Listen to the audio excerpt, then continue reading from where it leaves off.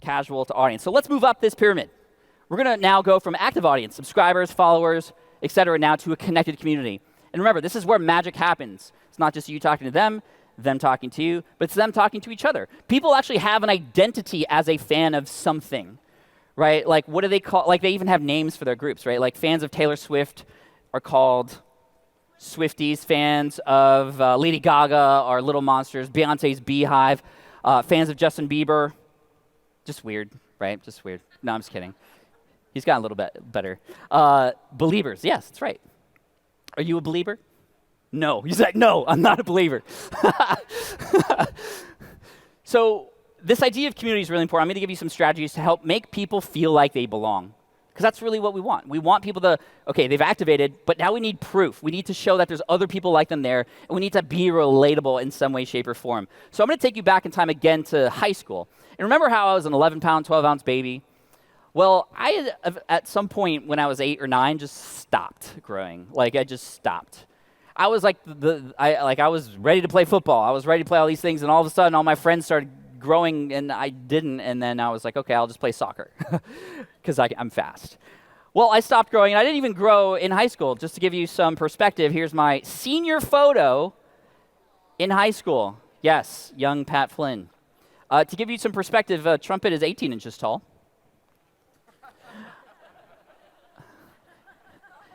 Yeah. Now, the band was nice because I found people who were like me, who were different, who were weird. And in the band, the cool thing is you dress the same as everybody else so that you can blend in. So this was like my refuge, right? Unfortunately, a lot of my friends were also really tall. I had the weird tall friends, and they liked to play basketball. And they were nice, so they asked me to play basketball with them. But you know what? To me, this was my view the entire time. So, of course, because I wasn't great at basketball, they were never passing me the ball. I was always last to get picked, so I never had a chance to shoot. So even though I was on the court with them, even though I was invited to play basketball, was I actually getting any value there? No, I was actually feeling worse about myself. How many of us, just answer this in your head, are inviting people to the court and never passing them the ball? We're never giving them a chance to shoot.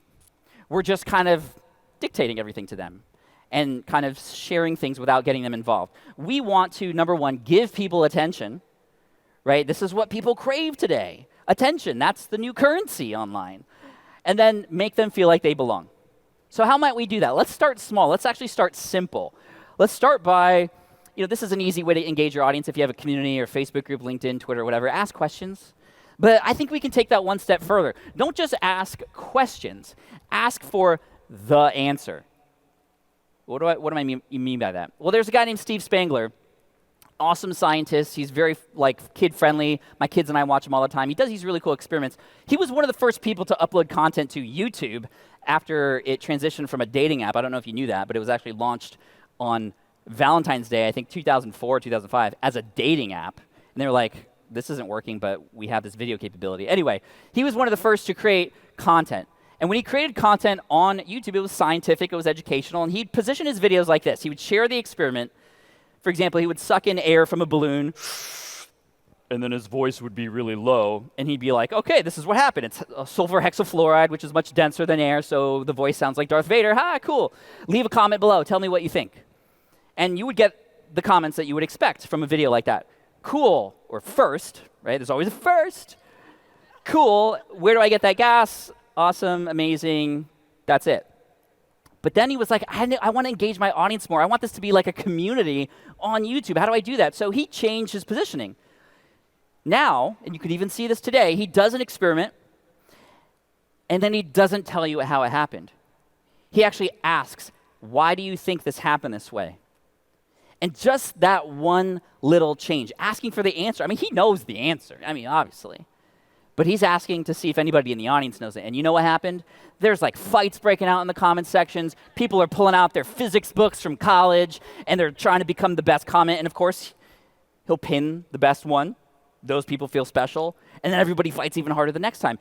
This became so popular that he was the first, if not maybe the first, person to get asked to do a YouTube Originals series by YouTube because he was just getting so much engagement from his videos, simply because he was asking for people's input and then rewarding those or sharing those who had the best answers.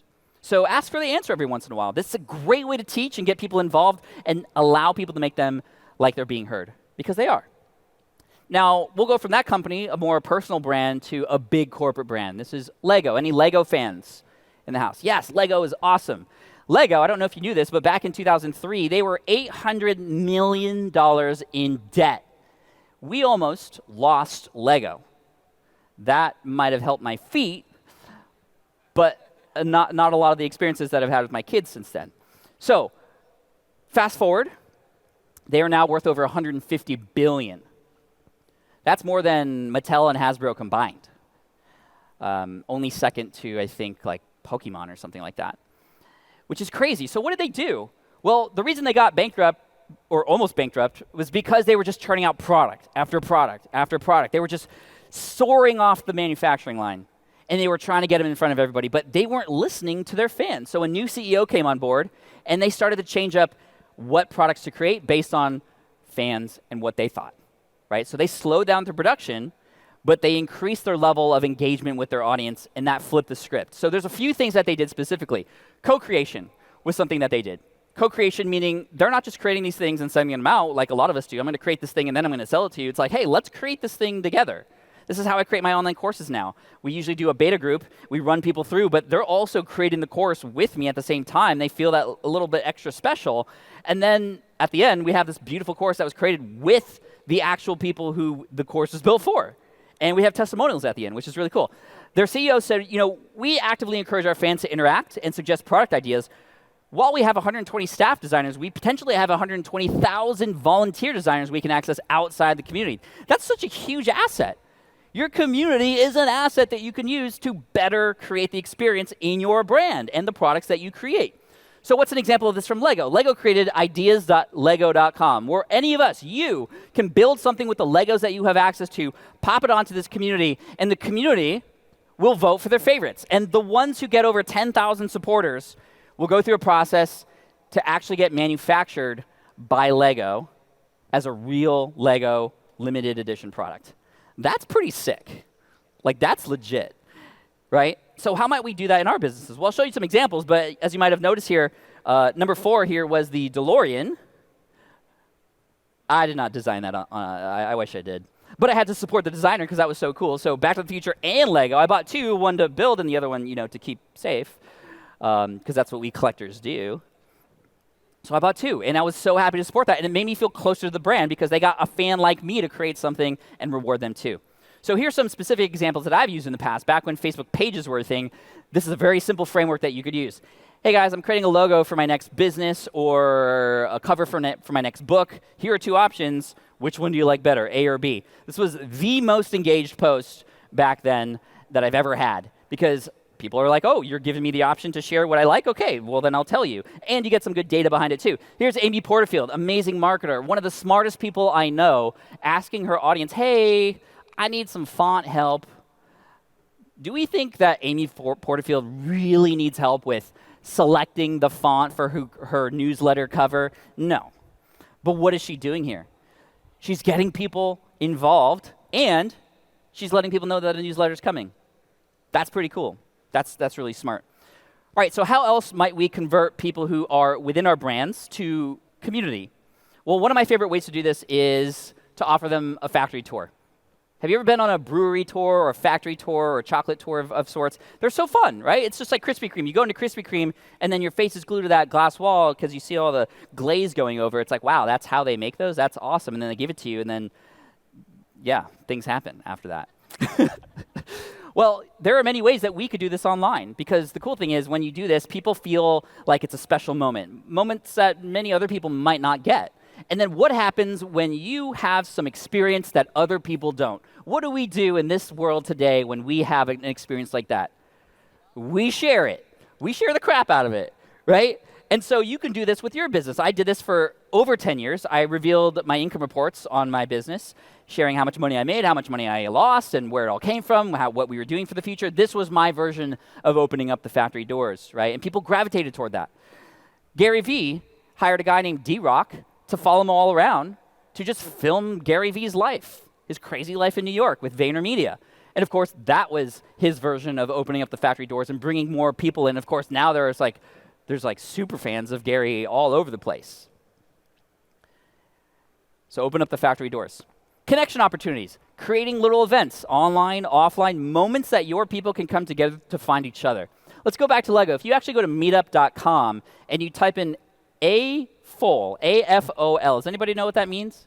AFOL. That stands for Adult Fan of Lego.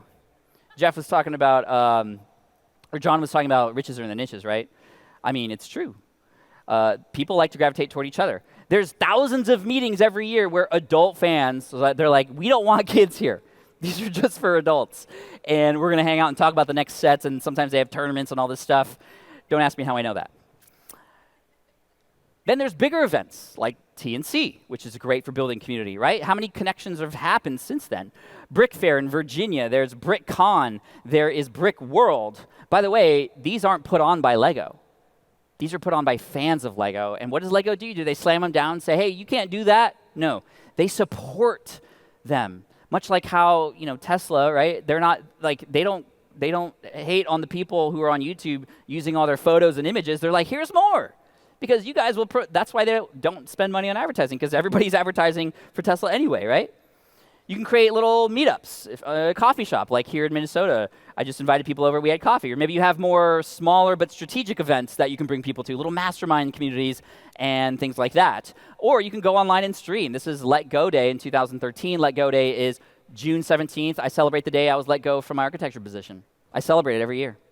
Literally the best thing that's ever happened. I didn't know it at the time, but I celebrate it now. I bring people in. I've also done bigger events. This was in San Diego a couple of years ago before COVID. FlynnCon. And the community of people who follow and are fans of myself and my brand come together, and we created a really nice space for them. Now we just launched last year SPI Pro. This is our premium membership community using a platform called Circle. Full disclosure, I'm an advisor for that company, so if you have any questions about it, let me know.